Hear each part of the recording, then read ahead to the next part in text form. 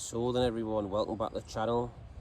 Get straight into it. Breaking news on Sky Sports News that Newcastle's second bid for Marc Guehi, because I said Matthew yesterday in my video, which is daft to know where Matthew come from. Marc Guehi has been rejected.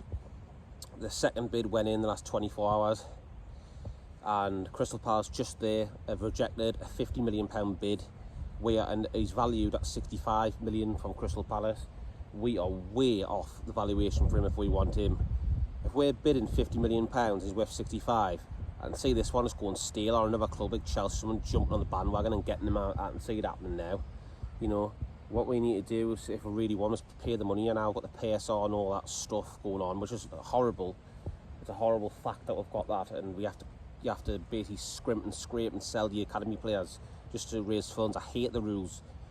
They've clearly made the rules on purpose so nobody else can be a Man City or a Chelsea, or nobody can really compete with the top six. Bright light there. So it's not good, you know. It's absolutely terrible. And but yeah, if we want Marc Guehi, I think we've got to pay the money. You know, I think if it's 50 million now, I think they should. Why don't they just go 55 million and do the rest in add-ons and instalments? Because to be honest, you need to pay the money for him. He's quality. He's well worth the money when you look at it. When you look at Gordon, Gordon was 40 million. Solanke going to Spurs, I think that's a not world record, club record fee. What Bournemouth are going to sell him for, I think it's 65 million for him. So, you know, people have got price tags on them, you know, especially when you're English players get the English tax. I think Marc Guehi for me is well worth 65 million. Just how Newcastle can structure a deal, like money up front and then instalments, that's possibly more likely to happen because of the whole rules and the PSR and the 3-year thing and stuff like that. But for me, yeah, he's a good player, you know, and I just gutted that the second one's rejected, but it is very low. It's not nowhere near the evaluation. They don't have to sell him. He's got 2 years left in his contract, you know, and then he's a free agent. But he's either going to join Newcastle if they do accept a bid, or someone's going to come in, or maybe Crystal Palace might just sit down and say, yeah, I'll give you a bump a deal, and there you go, and give him a pay rise. He might stay, you never know. So there's a couple of options, 3 options. Either Newcastle get him, another club comes in for him and hijacks the deal, or he signs a new contract at Crystal Palace. That's, you know, obviously Palace got some really good players, you know, got Eze as well. Used to have Saha when he went abroad, didn't he? Galatasaray and that. But this lad, for me, good. You can play right centre back. I think he can play on the left as well. He's 24 years of age. Very strong, very mature for his age. Like I say, 24. I think he's just played for England in the Euros. So he looks a really good player for me, and he looks like he's got a career ahead of him for England and for me for the next 10 years or something like that. So he looks like a really good player. He's probably the most up-and-coming English defender at the minute. And I just hope we can pull this off. I hope we can just, you know, get in there and just get a deal done. You know, first bid rejected, second bid rejected. The last thing you want to do is let it drag on, because the more it drags on, I just don't think it'll happen. My instinct right now, I'm going to say I don't think it's going to happen. I just don't. Unless a miracle happens and we'll pay the 60 million and 5 million add-ons or something. But apart from that, I don't know. Could you do a deal with him? Could you swap some players as well? I don't know. I don't know what Crystal Palace be interested in.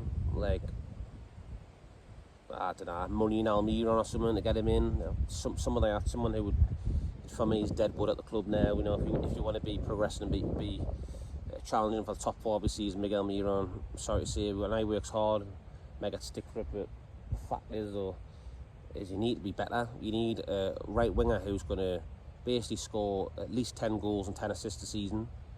For me, probably more, 15 goals, 10 assists, something like that. And he just doesn't do that. He's done it for 1 season, that was it. So, you know, could we swap a player and money for Guehi? I'm not sure. You just got to think all the possibilities, haven't you? Sell-on clauses and stuff like that. Just trying to think of a way around the deal, you know, because at the moment in time, I'm a bit gutted because that second, stand up, my legs are killing, that second bid has been rejected. So it's not looking good. It's not looking good at all. I just hope that nobody comes out and tries to steal him, like Chelsea or something, or Liverpool or Manchester United or Manchester City. You know, playing a dangerous game at the moment in time. When I think back now to transfer windows, you basically got to pay the money. Pay the money or you lose out, simple as that. You pay for what you get, and for me, for 65 million for a 24-year-old England national, who's been playing really well for Crystal Palace and his country, and he got his first Euros. This kid's the boy. I've seen what he done in the Euros, you know, holding the ball up, defending, his positioning, running forward with the ball, he's confident on the ball. Everything, he's just a really good player, big, strong, looks a decent player for me, so if we can pull this one off, I'll be absolutely buzzing, you know. But yeah, I just thought I'd break that news to you, that Newcastle's second bid for Marc Guehi has been rejected by Crystal Palace. £50 million Newcastle have put on the table in the last 24 hours. But it looks like they want 65, they're holding out, they don't have to sell, they're not in pressure to sell. They've got 2 years left in his contract.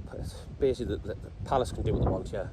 Palace can do what they want, because the fact is, it's not like he's got 1 year left in his contract and they're desperate to sell him, because you know when you get 6 months on your contract, you can sign like a pre-agreement. It's not like they're like that. He's got a couple of years left, so basically Palace hold all the cards and do what they want. But will he go? Will he come to Newcastle United? I hope so. But we've got a feeling the longer this drags on is that it's not going to happen. Got one of them instinct feelings. Don't be too negative on it, because you know I would be positive and say we're going to get him and blah blah. But the longer this drags on, you just know for a fact that doesn't look good, because somebody that I said before could hijack the deal or whatever, you know what I mean. So it is difficult. But I'll leave it there. I've waffled on for 7 minutes now. Lovely day down the River Tyne here. Just been for a nice walk. I'll leave it there, people. Let me know in the comment section what you think. If Marc Guehi, the second bid rejected, let me know in the comment section. Please hit the like button as well, it really helps the channel, and subscribe if you haven't already. Thank you very much for watching, people. Take care. I'll see you on the next one.